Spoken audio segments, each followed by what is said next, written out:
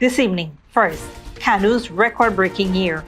$5.6 billion in drugs seized and destroyed.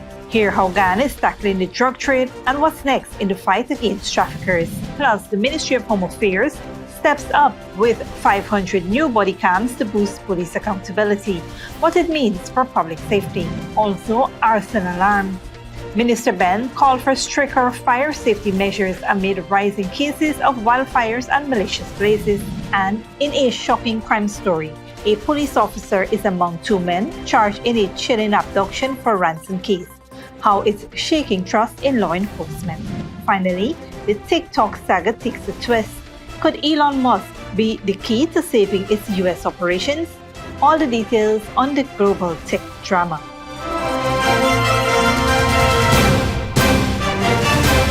Welcome to this broadcast of Channel 2's Headline News Update for January 14th, 2025. I am Bibi Bacchus. Thank you for joining us. First up, a year of significant victories for Ghana in its fight against the drug trade. This is the message from the Customs Anti-Narcotics Unit, which has reported record-breaking achievements in 2024. For more on these efforts and what lies ahead, we now turn to Dale Jarvis.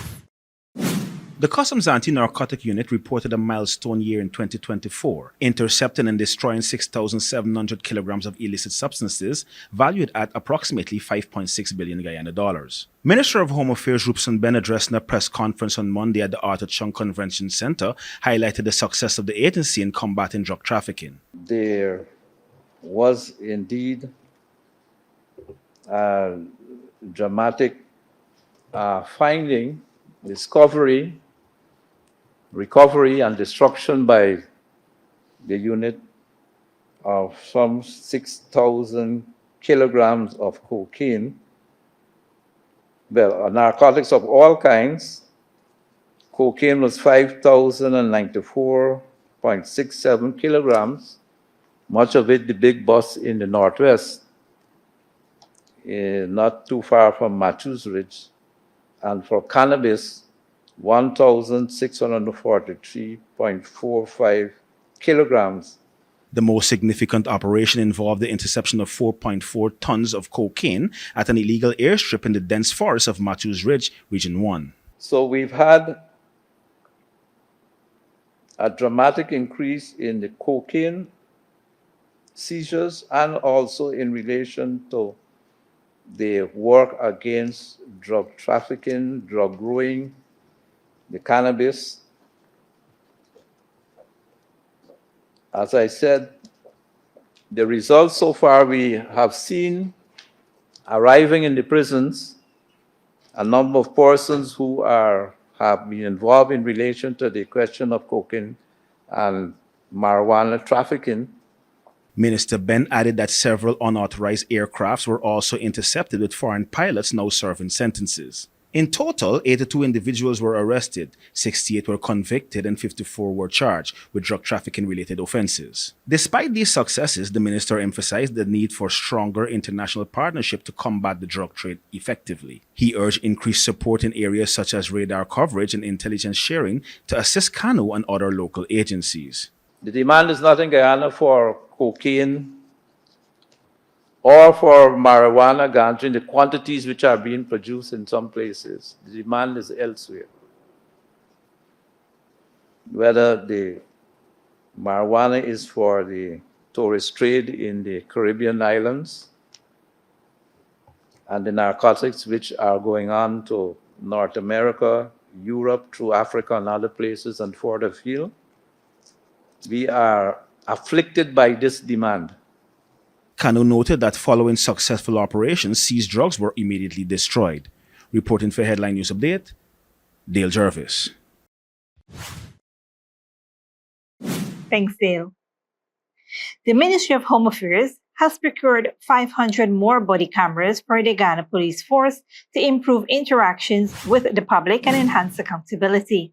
The cameras, which will capture audio-video evidence for use in criminal, civil, and traffic-related cases, aim to accurately document events and improve the quality of police reports and procedures. Minister of Home Affairs Rupson Ben noted during a press conference That these devices, added to over 200 purchased last year, are part of a broader effort to modernize law enforcement and reduce disputes over police conduct. The cameras have already contributed to fewer incidents of officers being assaulted during their duties, according to Minister Ben. Training will be provided to ensure proper use of the equipment, and officers are required to keep their cameras on during public interactions. Similar devices are being introduced for the Customs Anti-Narcotics Unit and the Ghana Prison Service as part of a broader effort to enhance public trust in the nation's security institutions. A growing concern for Ghana as the country faces a troubling rise in arson and wildfires, with Home Affairs Minister Robinson Ben calling for urgent action. Malcolm Carter has more details. Minister of Home Affairs Robinson Ben, speaking at the annual end-of-year press conference, has raised concerns over the increasing trend of maliciously set fires and wildfires across Guyana, which he described as arson and significant threats to safety and property. Issues in terms of the setting of fires. We have had last year 2,226 deliberate settings of fires. And then there are malicious settings of fires, 185%, an increase. Minister Ben noted that while there has been a reduction in the loss of life caused by fires, the damage to homes, farms, vehicles, and buildings remain a significant issue. He highlighted the role of inadequate safety awareness, noting that providing fire alarms and safety equipment for homes is still under discussion. The Home Affairs Minister also expressed frustration over prank calls made to the fire service, describing them as dangerous misuse of emergency resources. Persons who seem to take vicarious joy into calling up the fire service or the ambulance service and saying there's a fire on. And when they rush out there and use up their adrenaline, there's nothing that is going on, but they would have put at risk themselves, but the persons who are on the road going about their normal business while they're trying to get to what is purported to be a very serious incident. And it's extremely risky. Minister Ben called for stricter measures to deter such behaviors and urged the public to recognize the gravity of fire emergencies. He also highlighted ongoing efforts to enhance fire safety awareness and improve the country's fire response system, including equipping fire stations and responders with the necessary tools to manage emergencies more effectively. Reporting for Headline News Update, Malcolm Carter. Thanks, Malcolm. Stick around when we return.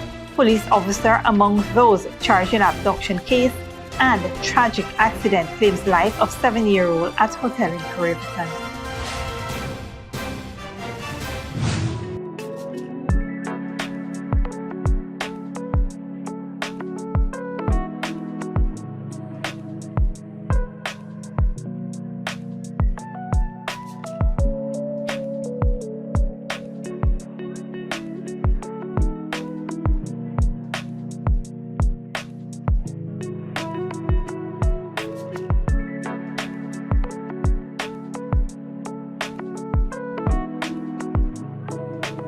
Good girl forget things. What's the problem, Granny? I want money for borrow for those surgery. I was dancing and I fall and fracture my hip. If you need some quick money, you should check Lender's Jewelry and Pawn Shop. Lender's Jewelry and Pawn Shop, Lot 238 South Road Border, Georgetown. Get jewelry made to order in just 72 hours. We also accept vehicles. Lender's, best rates, longest payback period. Boys, I get through. Plus, I could dance again. Lender's Jewelry and Pawn Shop. Furnishing your home or office has never been easier. Here at Kissoon's, our inventory of locally made and imported furniture, offered at amazing prices, will leave you wanting more. From vinyl, floor rugs and carpets, bedroom, dining and living room sets, mattresses, pillows, office desk, chairs and filing cabinets, outdoor benches and tables. We have a piece of furniture for every room imaginable in your home or office. Check out our flagship store at Industrial Site Rijnveld or one of our branches in New Amsterdam, Port Morant, Riverton and Camp Street. Kissoon's Furniture, furnishing homes for over 50 years. Sneakily with a gift of sight from Modern Optical Services. Let our professional team examine and prescribe what's best for your eyes. Harvey Smalls make fashionable faces. See us for a full line of optical services, including brand name and prescription eyewear.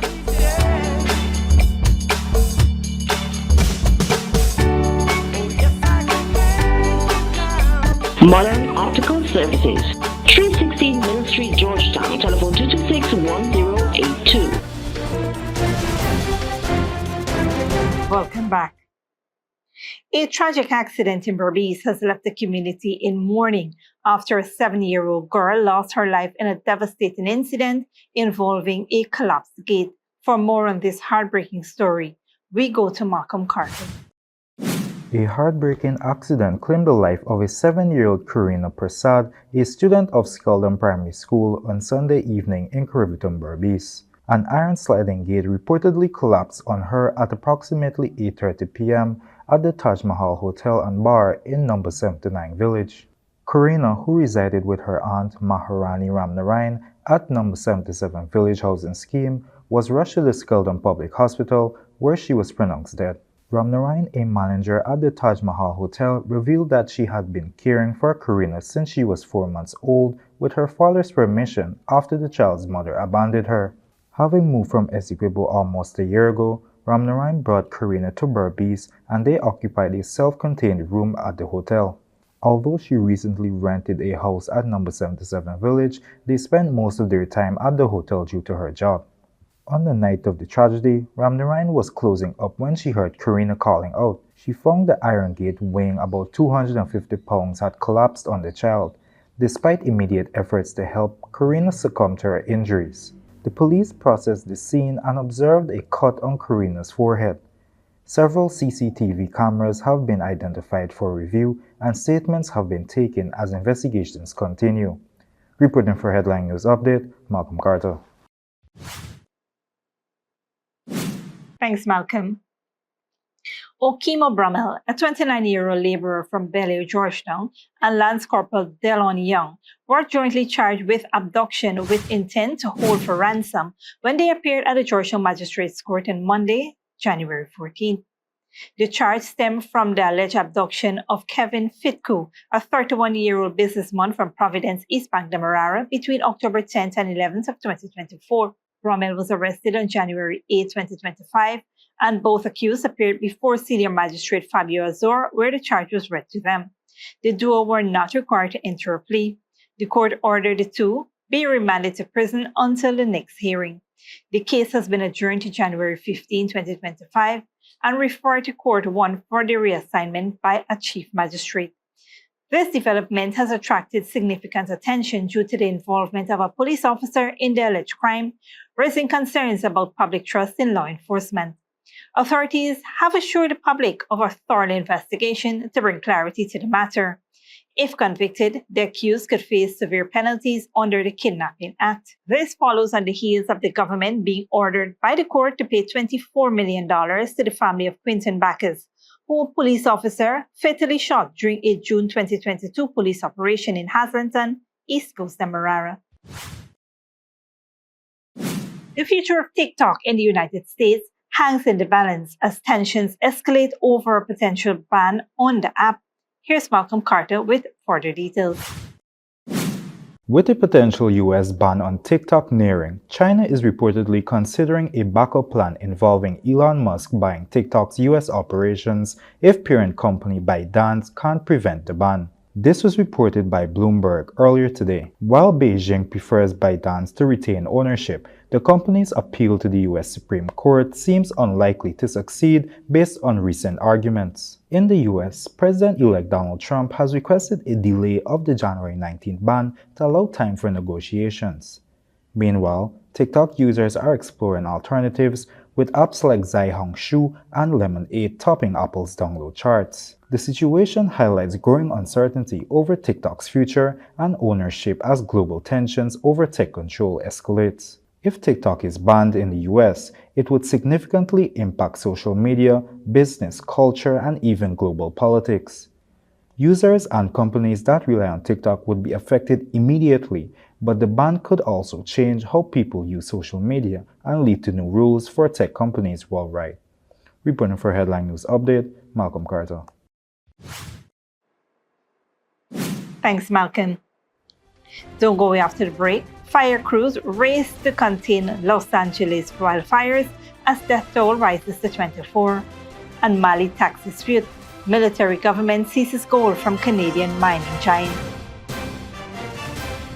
Furnishing your home or office has never been easier. Here at Kissoon's, our inventory of locally made and imported furniture, offered at amazing prices, will leave you wanting more. From vinyl, floor rugs and carpets, bedroom, dining and living room sets, mattresses, pillows, office desk, chairs and filing cabinets, outdoor benches and tables. We have a piece of furniture for every room imaginable in your home or office. Check out our flagship store at Industrial Site Rijnveld or one of our branches in New Amsterdam, Port Morant, Riverton and Camp Street. Kissoon's Furniture, furnishing homes for over 50 years.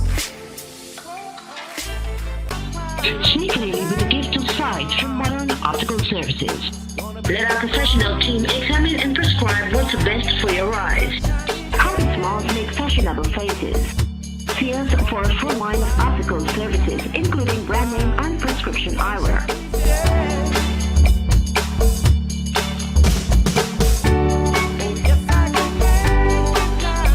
Modern Optical Services, 316 Mill Street, Georgetown. Telephone 226-1082. Good girl forget things. What's the problem, Granny? I want money for borrow for do a surgery. I was dancing and I fall and fracture my hip. If you need some quick money, you should check Lender's Jewelry and Pawn Shop. Lender's Jewelry and Pawn Shop, lot 238 South Road Border, Georgetown. Get jewelry made to order in just 72 hours. We also accept vehicles. Lender's, best rates, longest payback period. Boys, I get through. Plus, I could dance again. Lender's Jewelry and Pawn Shop.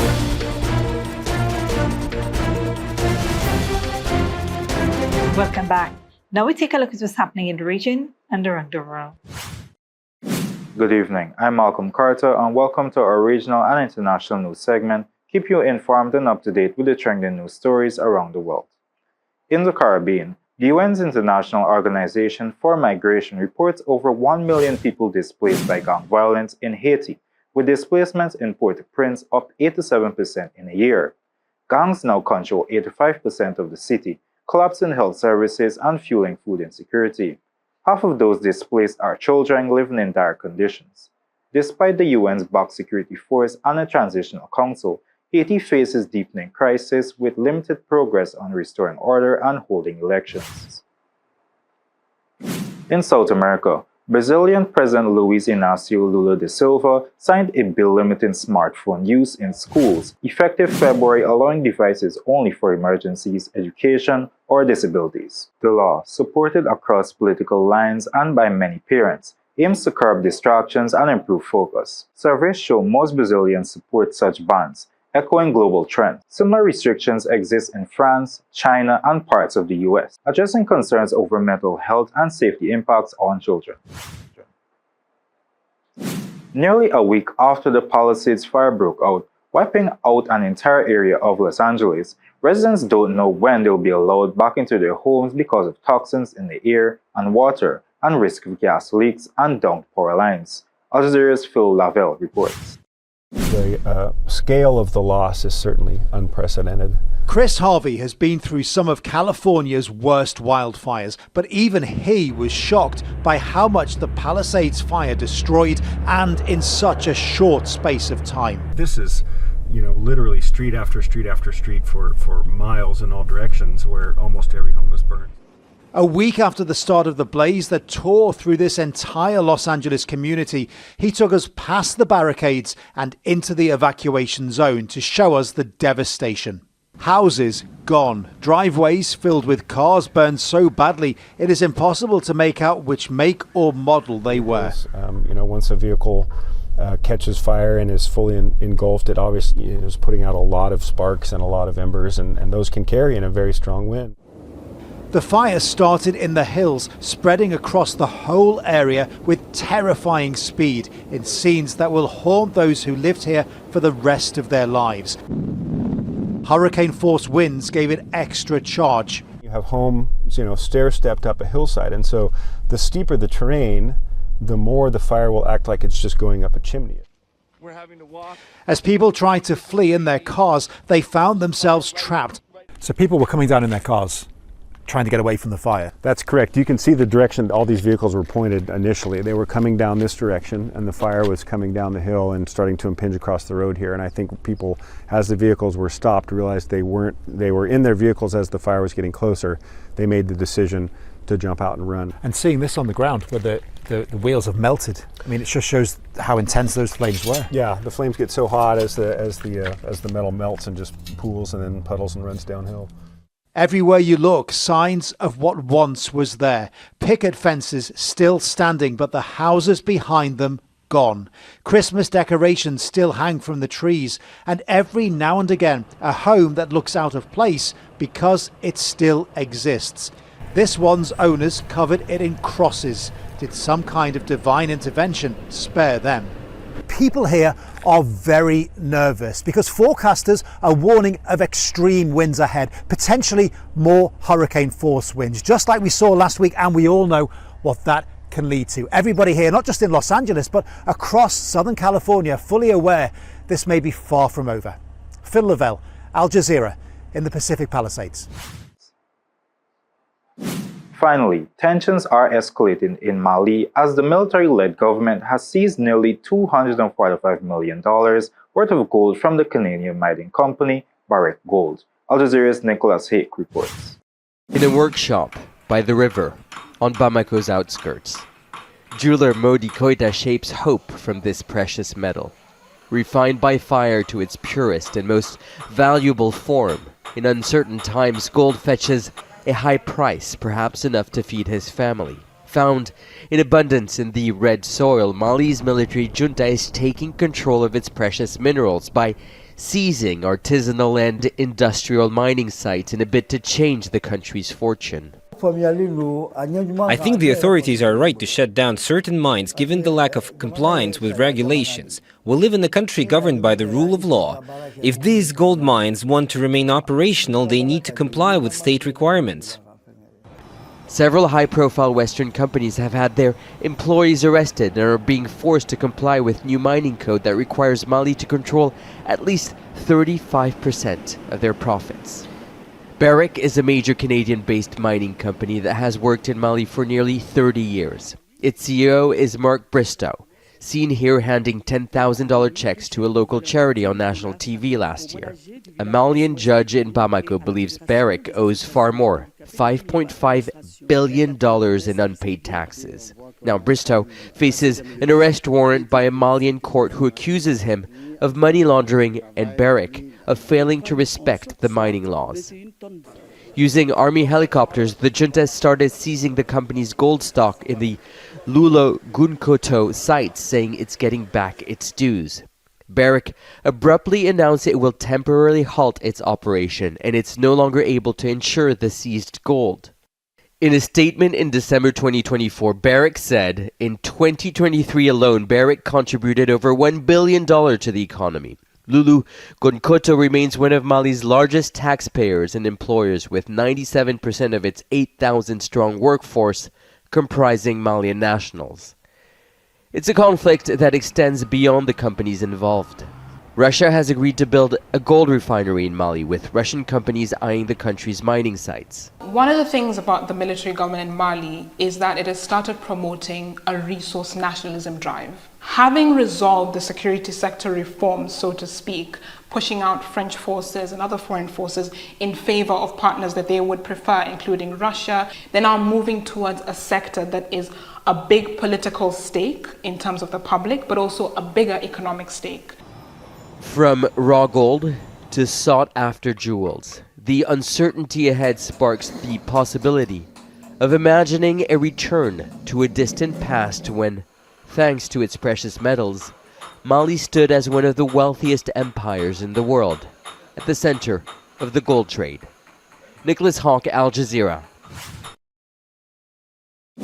And that wraps up our regional and international news segment for tonight. Thank you for joining us as we bring you the latest updates from around the globe. I'm Malcolm Carter. Good night and see you next time.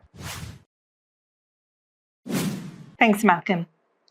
This brings us to the end of the regional and global news coverage. Up next is the 3-day weather forecast.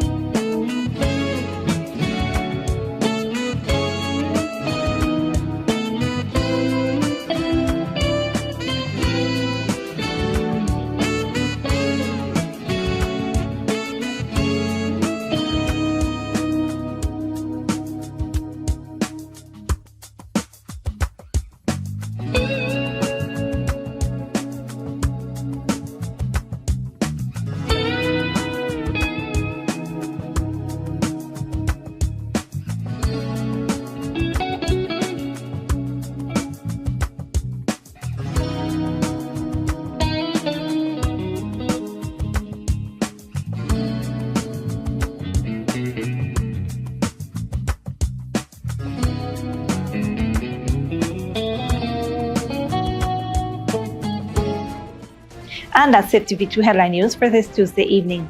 As we take our leave, we invite you to follow us on Facebook and YouTube. You can tune in tomorrow at 6:30 a.m. for a rebroadcast and at 7 p.m. for more news. Until then, please take care of yourself and each other.